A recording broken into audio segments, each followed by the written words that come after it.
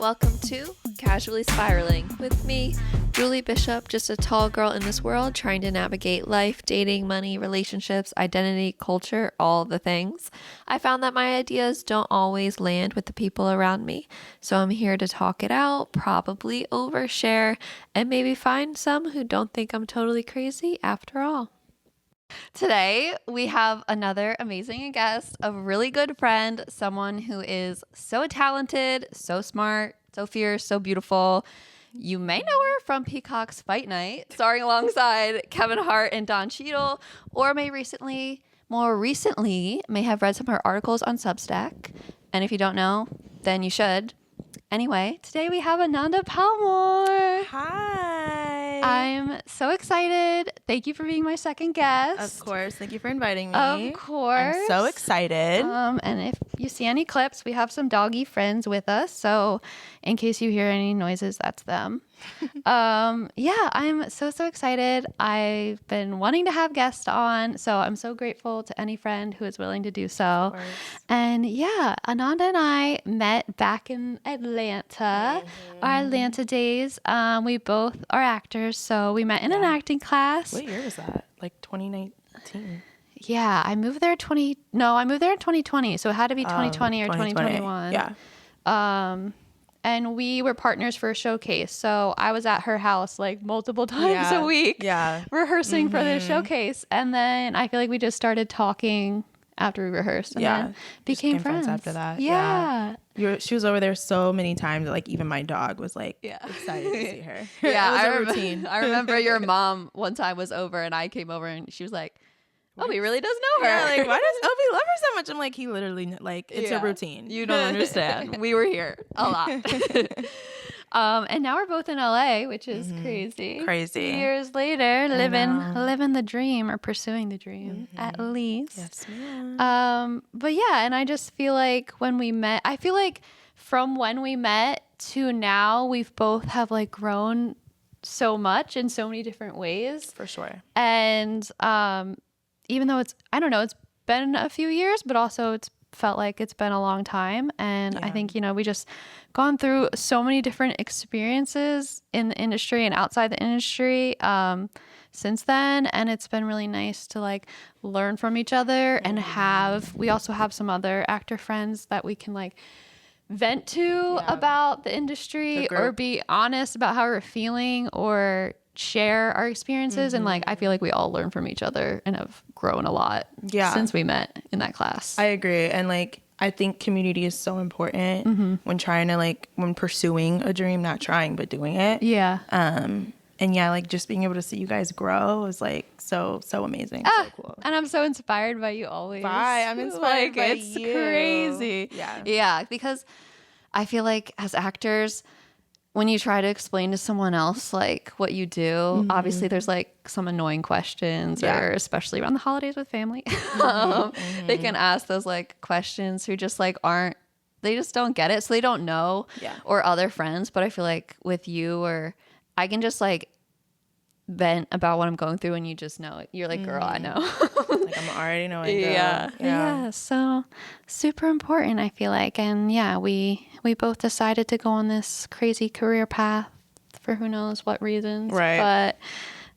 But I'm very grateful that you're here and grateful that we met. Thank you. But I did meet you, I think, right after college. Yeah. Right after. So what was post younger Ananda like? Pre-Julie Ananda. Yeah, pre-Julie Ananda. Just young, I was very young, very naive as well. Just trying to, like, I remember being like super early 20s and like just trying to figure out life in the world. And like, I feel like, especially right after college, when you're like on your own, it's kind of like you're just kind of pushed into like life and you're expected to know a lot of things, but you don't know it. Yeah. So I remember being like super young, like 20, 21, just being like, dang, like, I don't know. Like, I just don't know how to do things, like, and just like trying to figure out like how life works, like just adulting. Things, really, like just adulting things. So, but yeah, like just trying to figure it out, girl. Like I graduated college. I graduated from Spelman College in Atlanta. And I took a gap year. I decided I was just going to take like a little gap year and pursue acting because I never really just went for it. So I didn't know. I don't think I knew you took a gap year. yeah. Yeah. Well, no. I took a gap year from like college to like grad school. Oh, yeah, because that was like my parents wanted me to go to grad school. Like Yes. they were really pushing it, and I was like, no, like I just want a moment to just do acting. Yeah. And like see what happens. Yeah. And so when you met me, like that's really where I was at. Yeah. Yeah. I feel like kind of similarly because I had already been in Atlanta for a few months and I was working a different job that paid really well, but it was like in an art department. And so I was on set, 12 hours plus every single day. Yeah. So I didn't have time to pursue acting. And when that job or like the series that I was working on wrapped, they offered me another job, but I was like, I moved to Atlanta to pursue acting and I haven't done anything for acting. So when we met in that class, that was me. Like I turned down that job, got a different like flexible job and was finally like, yeah, it was, didn't know that. yeah. Cause I was working on Black Lightning and I liked it and the people I met, but I didn't have time to be in a class. I didn't have time to audition because I was on set and so I turned down a different job and it was kind of in the same space, like let me take a break and actually do what I came here to do, or at least try. Like let's see where it takes us. No regrets. No regrets. But you mentioned that you went to Spelman. Yes, ma'am. And I find this so interesting just because since meeting you and then meeting any of your friends have gone to Spelman, there's this bond and this school pride like I have never seen before from any school. So how was Spelman and what do you think like makes you guys, still so, connected in a way or still so like school pride and like bonded from a school and that environment? No, it's so like interesting hearing like your perspective, like from outside looking in. But no, so for those of you who don't know, Spelman College is an HBCU, historically Black college and university, and in Atlanta, one of three in Atlanta. And I don't know, it's the number one HBCU, so it's the number one ranked HBCU. And any Spelman woman or Spelmanite will be the first one to tell you that. But anyways, it is some school pride there. Like it is a sense of pride and joy. Just because like I would really say that everyone has their different experiences with Spelman, but I think that it was probably one of the best decisions I ever made in my life to date. And it really just changed my trajectory. I think like I'm from like the West Coast. I'm from Las Vegas, and growing up in that environment, especially as like a young Black woman, like there were a lot of insecurities that I had. And so choosing that kind of like made me make my choice to go to Spelman, and like going to Spelman, it's just so unique.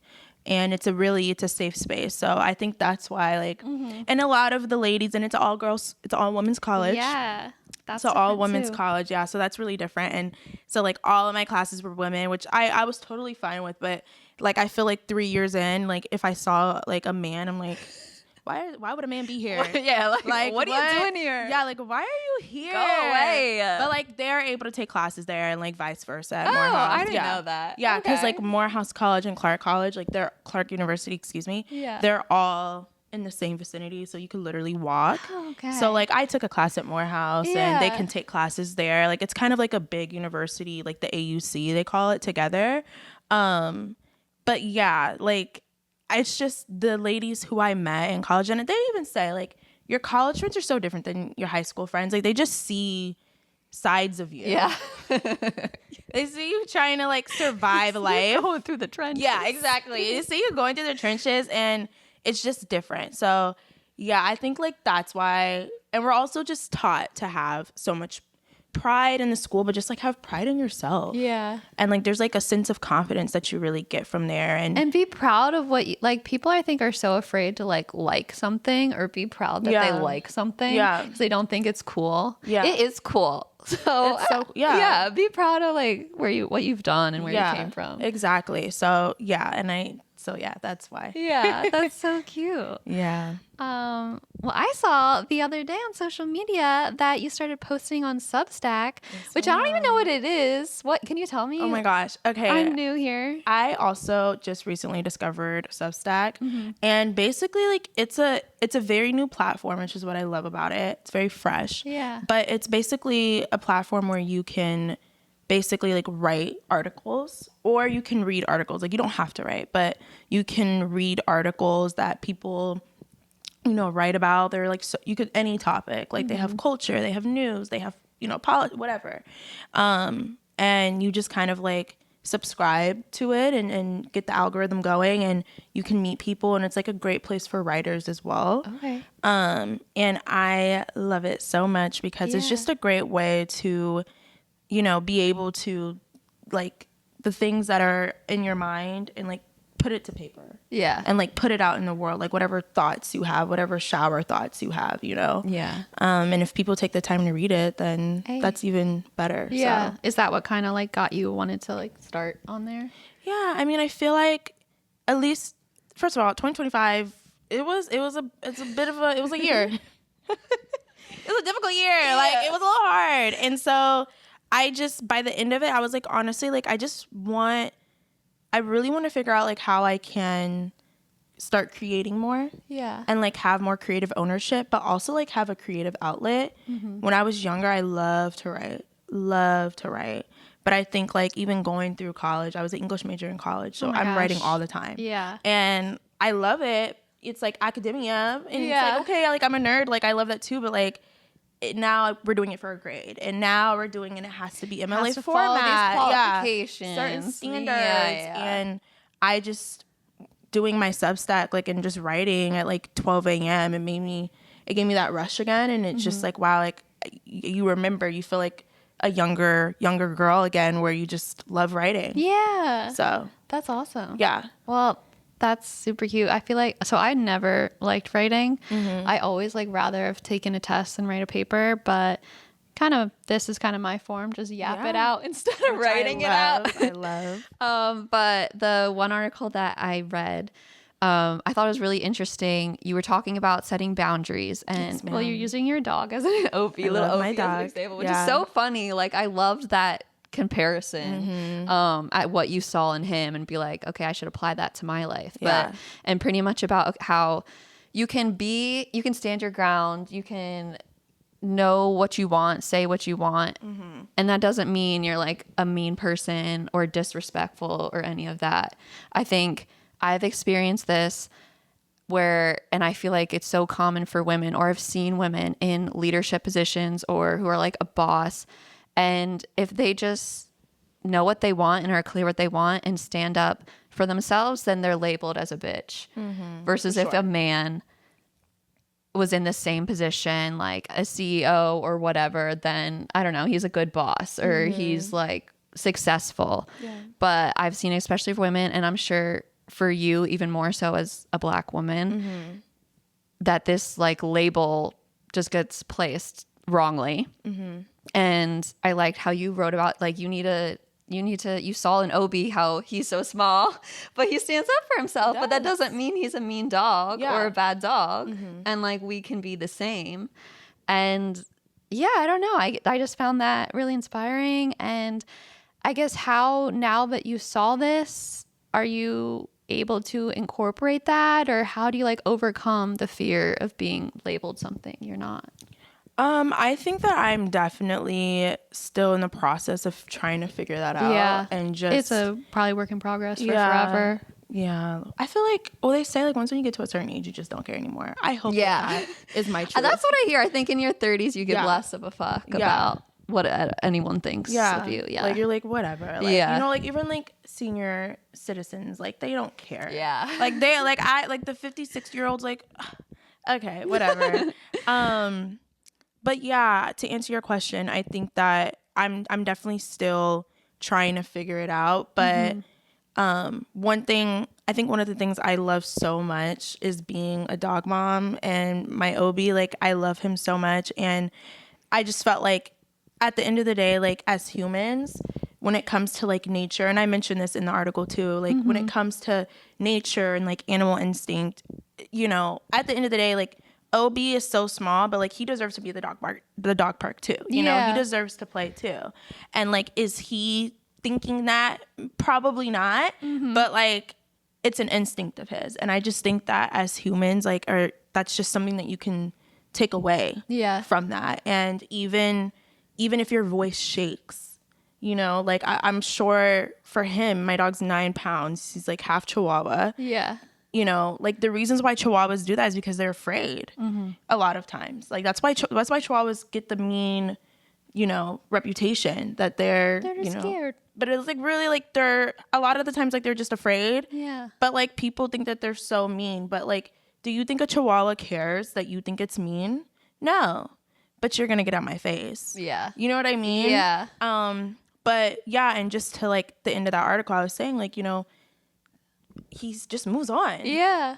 And keeps going about and just keeps going. Yeah. And it's like, you don't have to. I'm an overthinker. Me too. I'm an overthinker. I need to overthink. Yeah. I need to think about all these scenarios that probably didn't even happen, but I'm going to be mad about these made up scenarios anyway. Exactly. And I'm thinking about every little detail of our conversation. But it's like at the end of the day, I think like what I've learned in 2025 is that, you know, people are going to feel how they want to feel about you. And you mentioned like as a Black woman, you know, especially it's like people are going to like before I even walk in the room, people already have an idea of who I am. So it's like I might as well just be myself. Yeah. Like you are. They're already there. So it's like it doesn't matter. What's the point? Yeah. And that has more to do with them than it does like me. Yeah. You know, so it reflects them and not you. Yeah. So just a practice, I think. Yeah. I love that. And you're in the corporate world. Girl. I know, which I've never been. I don't touch that.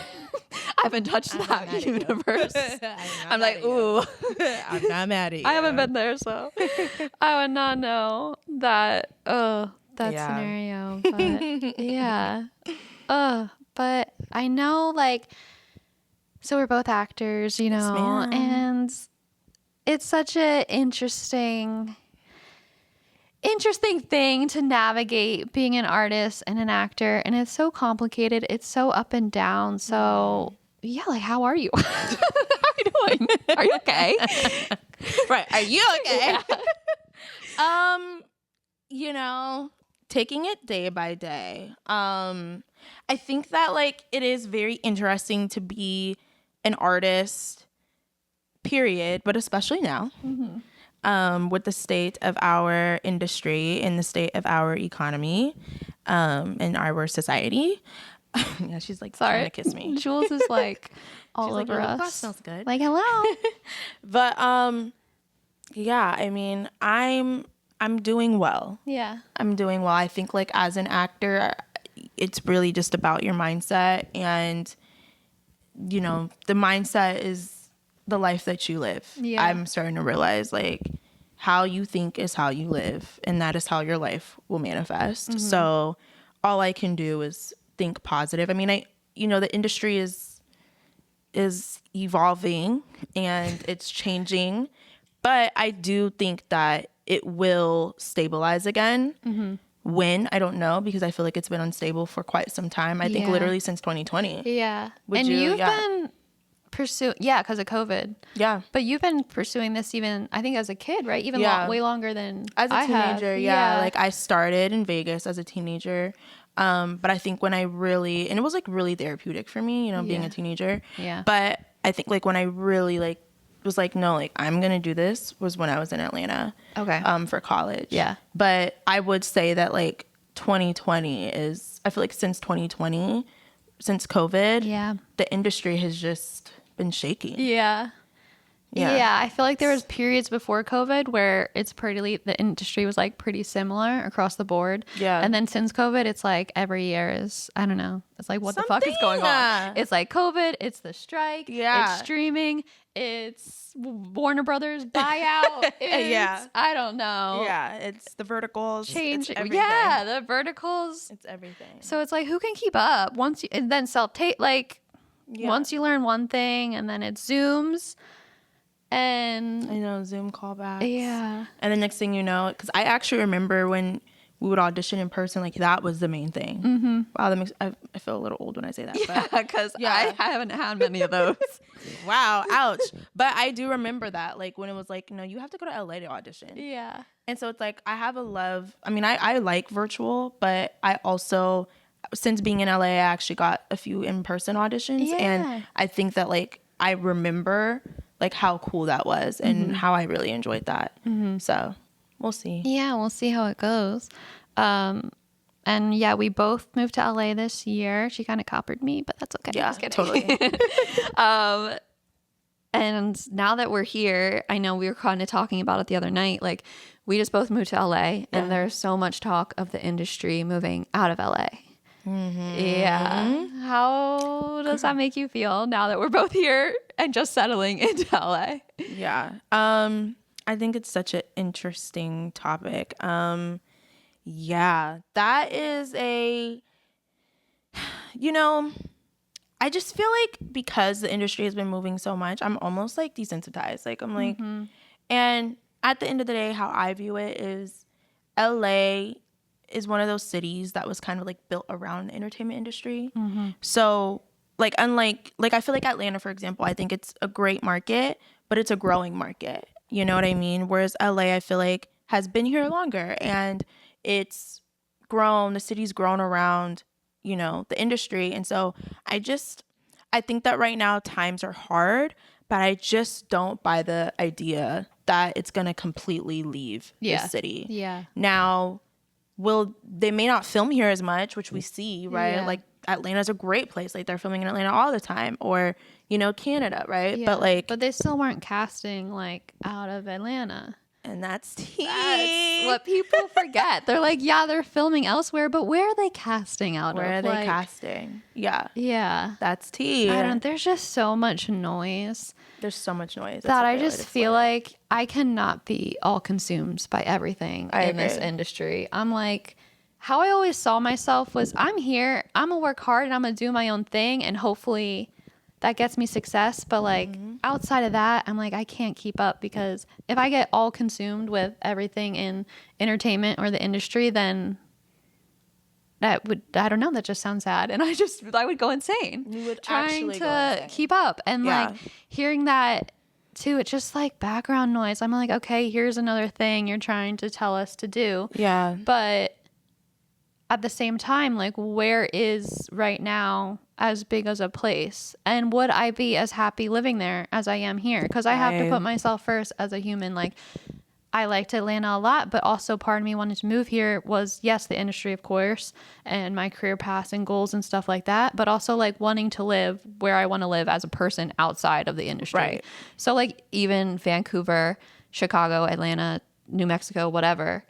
That's not where you wanted to be. Yeah, that's not where I want to live. So until you even tell me somewhere else that I want to live more than I want to live here, then like, what's even the point in me listening to all that? Yeah.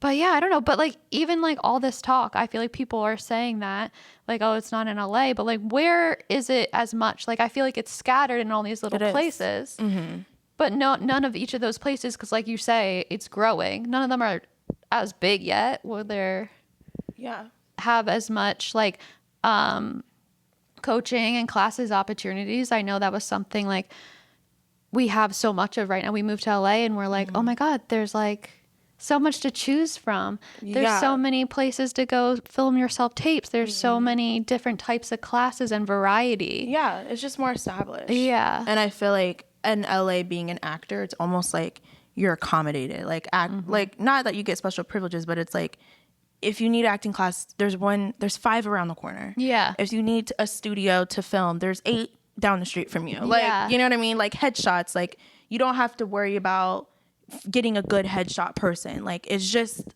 the resources are abundant here. And I think it's just because the city is established in that way, and that's just like historically how it's been. But I agree with you, like as a person, now that I like LA, Look, it took a little time. It was a little rough start. Took a minute, but she can at least say she likes it now. Maybe not love yet. But no, we're not at love. We're not at love just yet.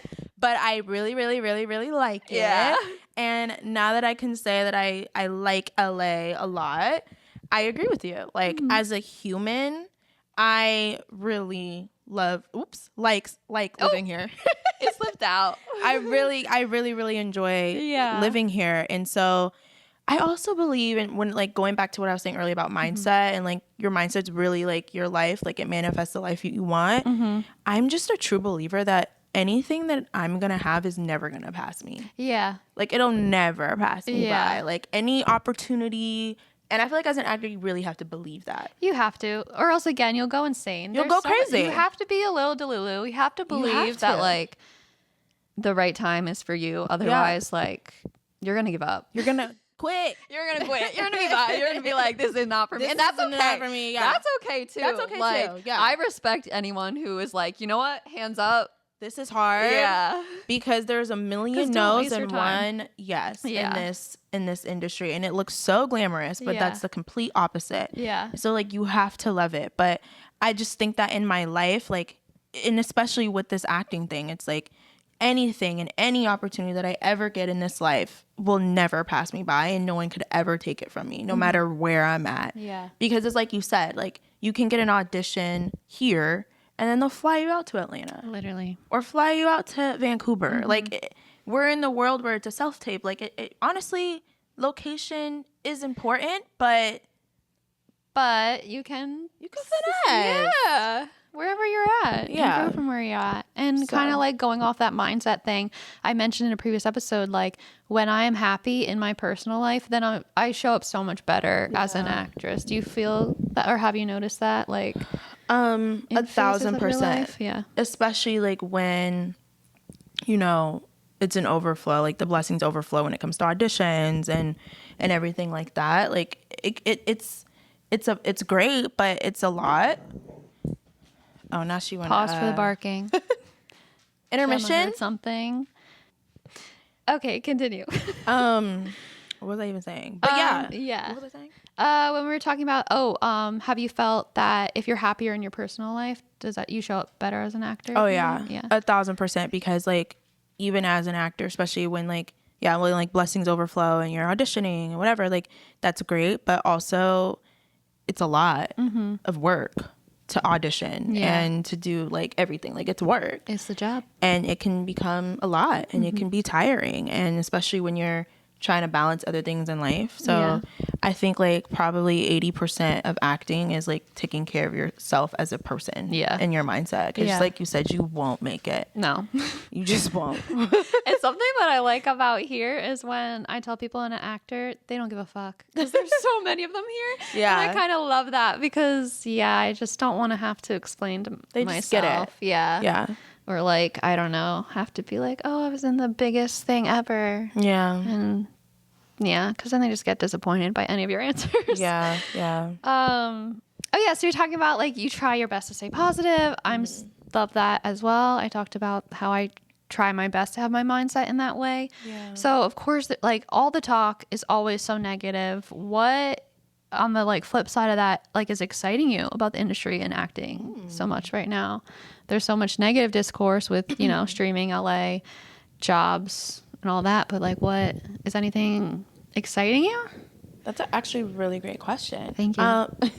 Clip that. Great interview. For my future. Such a great interviewer. What's exciting me? I think that I'm really curious to see exactly how the business of the industry is going to evolve. I think like as a creative, it's so important to like understand the business aspect because really like you're a creative entrepreneur. But like with the whole Netflix news, like what is that going to look like? Yeah. Like you just bought Warner Brothers. Like what is it? Like how much are we going to rely on streaming? But not only that, like, even with the boom of the creator economy, right? Or like with AI, right? Because like the industry's trying to incorporate a lot of AI. I'm so curious to see like how like we as a society, how we're going to respond to that. Yeah. Because it always there's always has to be a balance, right? So it's like when you have more AI and you have more like streaming, like, are we gonna get streaming fatigue? Like, are we gonna get AI fatigue? I totally see you, Ma. Are we gonna get AI fatigue? Like, you know what I mean? Like, because at the end of the day, like, the business aspect, like the people who are making the decisions on the business aspect, like they can make their choices, but it's up to us on whether or not it's going to be profitable. Yeah. And a lot of people don't realize that. Yeah. Like the power that we have, especially in the world of social media, like with comments and stuff like that. And I'm also a brand strategist, so the nerd is coming out. The Big strategist, brain. yeah, the strategist in me is coming out. Sorry, but like, No, I love it. I think for me, like that's what is exciting. Like with all of these changes, because you kind of see the business trying to lean, you know, to like a certain way.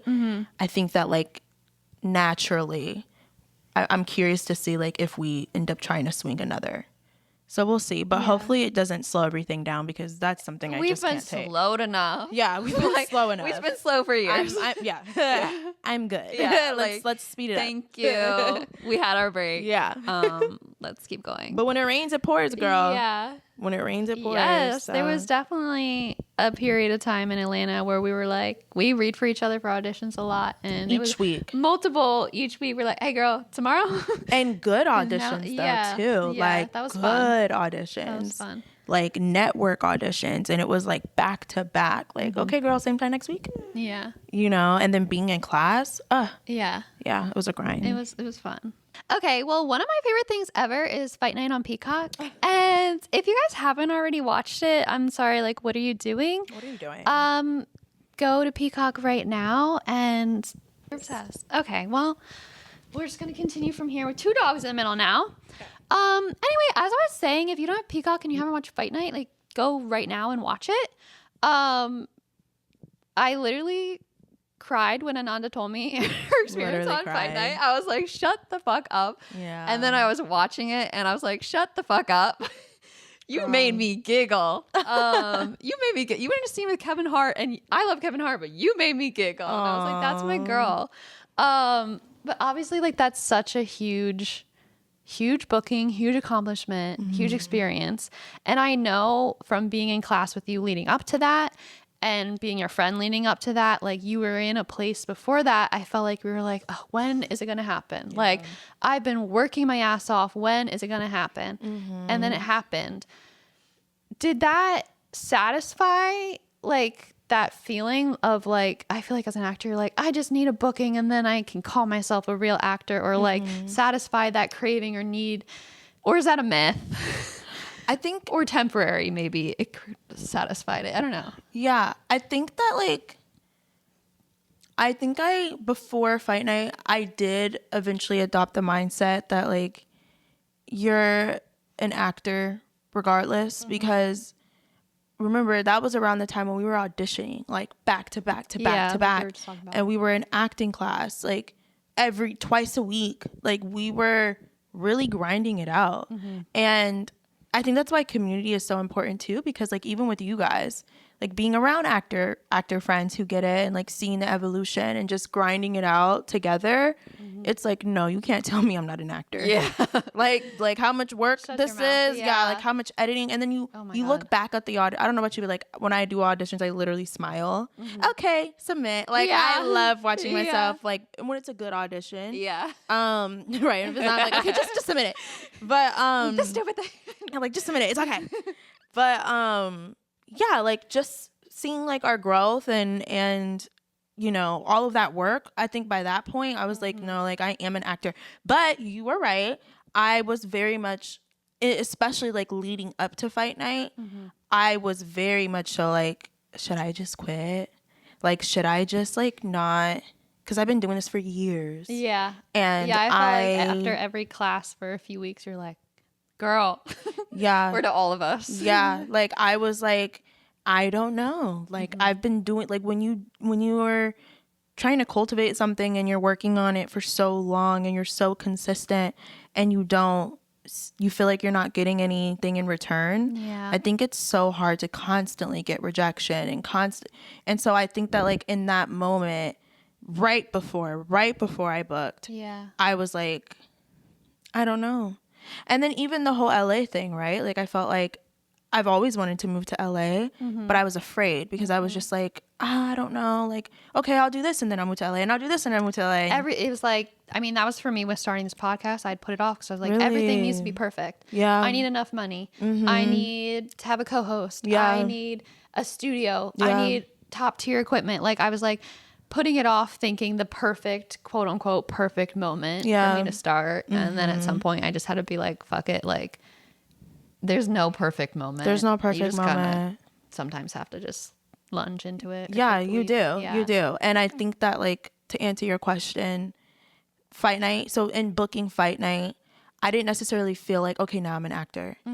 But I did feel like, okay, now I understand why it took so long. Yeah. Like, now I think I get it, because I felt like even like episode 5, I don't know if I ever told you this. I probably did. But Please tell me again. I probably did. But like episode 5 was written in. Like, I did not audition. Yeah. I did not audition for and episode 5 was when I had the most, like, that was when I was with Don Cheadle and Kevin Hart. Yeah. And that was written, like, I got episode 5 while I was, like, the offer for that while I was on set.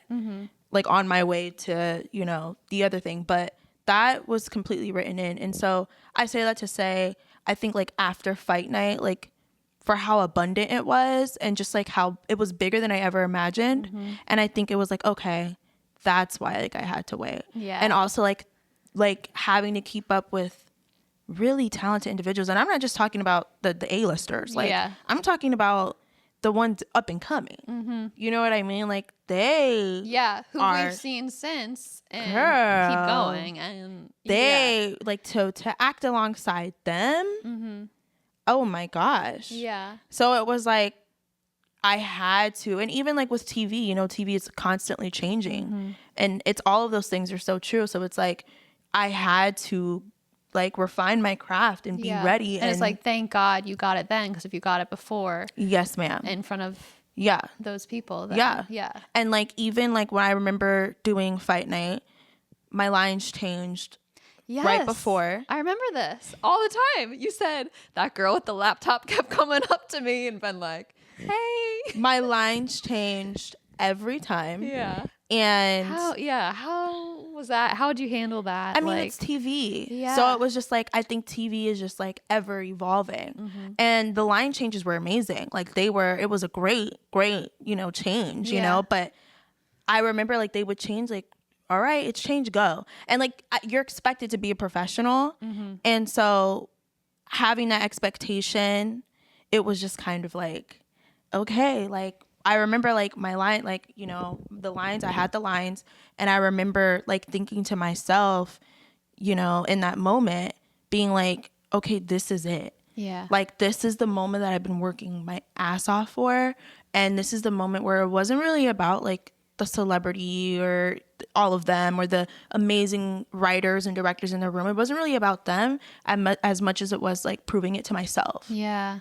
Like, I've worked so hard, and in this moment, like, this is a lot of pressure. It feels like some pressure, but it's like, I have to prove to myself that I can keep up with a Kevin Hart. I can keep up with a Don Cheadle. Like, I have to prove to myself that, like, I'm here. Yeah. And I feel like all of those years and like all of those things that I had to work on and like figure out, like, you know, in class and even auditioning, really prepared me for the entire experience. That's so awesome. You're able to like stay present in that moment and acknowledge that. Girl. Because I feel like it could pass you by and you'd be like, what did I just do? Oh yeah. No, I had no choice but to lock in. Yeah. You were like, because at first, like, especially when my lines, like, you know, what they were changing, like, and this is my first time in like a really, really big set. And so at first I was like, oh my gosh, like, in the inside, I was like freaking out. Like, I'm like, I have so much, like, I can't, like, I don't know, like, you know? But then when I got there and the big old camera was in my face and Kevin Hart is looking at me and Don Cheadle was looking, and you know, whatever, and everyone's like waiting for me to say my line. Yeah. I'm like, oh no, girl, you got to lock in. Yeah. This is it. Yeah. Because like, you've worked so long for this moment. You got to prove it to yourself. You better not fuck it up now. Yeah, like, you can't. Like, and so it was like, people would be like, oh, what was it like working with them? Like, I couldn't tell you. Yeah. Because I was so locked in. Like, I had to prove to myself that no, you can do stuff like this, you know? And you did. Yeah. Thank you. Was that episode 5? That one was episode 5. Yeah. I love that scene. Thank you so much. I was like, you guys are funny. No, I know the writer. Oh my gosh, the writers were such good writing. Yeah. And so it really carried. Helps so much. Yeah, it helped so much. Obviously. So it really carried. Yeah. It really did. Yeah. Did you have a favorite either moment on set or like a takeaway that you took from that experience? I would say, well, I think like it really sobered me, and because I think people like, you know, like coaches will always say TV moves so quick, but like really saying like how quick TV moves. Yeah. But I think my favorite moment was after we filmed episode 5. Yeah. And because that was like my wrap. Like that was my last R.I.P. one. Deborah. Yeah. R.I.P. All right, girl. Like, but we could bring her back. Yeah, like The girl, I don't know if they wanna. she's 17. Like, Yeah. and then even me playing 17, I was like, whoa. But like, she's 17. I was like, no, because the makeup artist was like, okay, that's it. And I was like, oh, no lashes? She's like, you're 17. I'm like, you're right. Yeah, Fine, you're fine. right. But yeah, no, like I would say that my favorite moment was episode 5 after I did what I needed to do. Now, because I think I like disassociated and locked in. But like after I, you know, did what I needed to do, you know, everyone was clapping, like that's a wrap. And like the director was like, oh, it's so good, whatever. But so I go, right? And like everyone's, you know, happy because we wrapped the episode. And that was like the episode of the day. So everyone was pretty wrapped. Yeah. And I remember like packing my stuff. I think I told you about this already, but I remember like, you know, packing my stuff, like getting ready to go and just having like, honestly, like I had a lot of emotions and like I really was trying to pack so I can like leave so I don't cry. So I was like, I don't want to cry in front of everybody, but like, so I'm like going or whatever and I'm packing my stuff and Cheadle, he actually like, so I'm like walking over to the table to like, you know, get my stuff together and Cheadle like calls me, like he's like, hey. And so I look and like, you know, people are across from us or whatever. And he does this to me. He goes, good job. Oh my God. Good job. And like, that's when I like, cried. Yeah. He was like, good job. And that was when the tears were falling. And I was like, thank you. Yeah. And I turned around, started packing quicker because my tears are starting to fall. And I'm like, I'm literally about to cry. Yeah. So it was just like, I think for me, that whole moment was very emotional because it's one thing to make yourself proud. Yeah. But to be honest, like it does matter, like to get that like validation, I guess you could say. It's nice to know. That's nice too. But from someone who's been there too for so long. For someone who's been there and worked their way up, just like you're working your way up. Yeah. But also like people you respect. Yeah. Like the director, the writer, you know, the actors, the crew, like everyone I respect, makeup artists, the hairstylists, like I respect all of them so much. So for them to be like, no, girl, you did good. Yeah. And they don't have to do that. And like, they don't have They to. say all the time, like, no feedback is good feedback in our world. So the Yeah. fact that, like, they all made that effort really was so kind. Yeah. And they're just like, no, girl, like you, like that was beautiful. Yeah. Because it's like, it's not about, you know, the vanity of it all. Like it's about the craft. And like, these are people where it's like, no, they've worked their, like what we're doing now. Yeah. They've worked their asses off for the betterment of their craft. Yeah. So for people like that to see you doing the same thing and to acknowledge that, oh my gosh. Amazing. Like I respect you and you think that I like it, and so it's like it's such a small thing that Cheadle did. But it gives you that rush feeling, I bet. Yeah. You're probably, but and he'll never understand. He'll never know like how much that small thing he did was like, wow, it gave me like, I can do this. And he's your dad's favorite actor, yeah, right? That's so he's cute my dad's too. favorite actor. Yeah. And that was, I know, you're so Yeah. But yeah, like that was a full circle moment for me too. Cause I'm like my dad's my best friend. So it's like to be able to, you know, work alongside like his favorite actor. And he was so nice and he was just so nice and, you know, whatever. But yeah, to be able to do that, it was, wow. So amazing and so well deserved. Thank you, friend. So kind of two last questions on theme of spiraling out in this insane world. And so either in terms of acting and being an artist, no worries, or just in general, just living life, where I know you said you had a rough year, or in terms of being an actor, whatever you want, like what keeps you from spiraling out? What keeps you sane and keep going? Could be Obi. You know, it's definitely not Obi because Obi has anxiety too. So you just it's feed supposed to into be each Obi, other. yeah. It's supposed to be Obi, but you know, Opposite of an emotional support. Yeah, my dog might need Lexapro. I don't know, but you know what's so crazy? I was actually listening to my favorite podcast, Casually Spiraling. Oh, shut up! And the host, Julie Bishop, had just talked about how you gave yourself a moment, like there was something with your car. Your car drowned. And you're talking about how like you gave yourself a moment to be mad, be sad, whatever. Yeah. And then like I'm gonna let myself like feel this so that I can move forward. Yeah. And I think for me, like I'm actually so emotional. I may not give that, but I'm actually so emotional and I'm very sensitive. And so I think I just let myself spiral. I let myself casually spiral, I think, because you know, like I give myself the moment. Like I'll probably isolate, you know, whatever, but like I'll give myself the moment to spiral because I'm a cry. Yeah. One thing about me, I'm going to shed tears. I will call my mom or dad and be like, "You better buckle up. Yeah, I'm crying." Yeah, like I am going to cry. Yeah.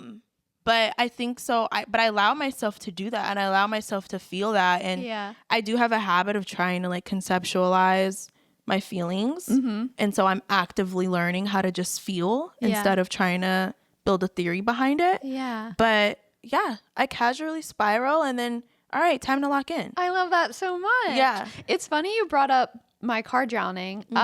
So that moment actually was from, I think, when I didn't get a certain job, and I needed to be a drama queen for the day, and like you said, I let myself feel it, knowing. But my car drowning story, I don't know if you remember, but you picked me up from when that happened. I do. I didn't know you long. I don't think I lived, or maybe I lived in Atlanta maybe a year or a little under a year. And the police officer on the side of the road was like, "Do you have anyone to pick you up?" And I was like, "No," because my roommate was out of town and I didn't have many friends yet. Oh my god! And so I like texted you. I was like, "I'm so sorry, but could you come pick me up?" Because at first I was on the side of the road, so I didn't know if on the side of the highway, so I didn't know if an Uber could get to me. Yeah. But then I think the tow truck driver ended up dropping me off somewhere that you then picked me up when my car drowned. I remember this. You dropped me home. Yeah. Now that you're saying it was I early. remember it. Yeah, it was early in our friendship. Yeah. Weren't we already doing something or no? I just came? No, it was like 11 p.m. Oh, really? Yeah. Yeah, because Atlanta, when it rains, it pours. Yeah. So like I believe, it was flooding. Yeah. And then because you had the tow, because I remember the tow truck driver, and it was like a Starbucks parking lot or something. Yeah. I do remember. Okay, so that was that moment. Yeah. Oh wow. And you picked me up. Wow. Aww. Aww. That's what friends are for. From the beginning, I was like, "Hey, girl, like, do you mind?" Okay. Yeah, that's so okay. Yeah. Nice. So you're and I'm like listening to the podcast. I actually forgot. No, I'm like, I'm like taking something from it. I'm like, dang, her car drowned. Yeah. Did that happen? Wow. The whole time I was there. Yeah, you were there. And then my last question that I ask every guest, and now being my second guest, my second time asking it, but I have one too. But what have you spiraled about recently? It can be funny, it can be serious, it can be small. What have I spiraled about recently? And I have one as well. Do you want to go first? Sure. Okay. So I'm spiraled about recently. Heated Rivalry. Have you watched it? No. On HBO? No. Oh my gosh, it's so good. It's a gay hockey show. Okay. So good. I think I've heard of it. I binged it over Christmas night. I binged it with my siblings, all 6 episodes. So good. And it's now my entire feed, my entire TikTok, Instagram, everything. And I'm rewatching it. I'm like, something about a new show that just makes you feel. Yeah. And they're so funny and they're so hot. It's so just everything. And I see this, it's like a situationship pretty much over the course of like so many years. And then it's a romance. And then they end up together. And I'm like, I see that. And then I go back onto my Hinge with straight men.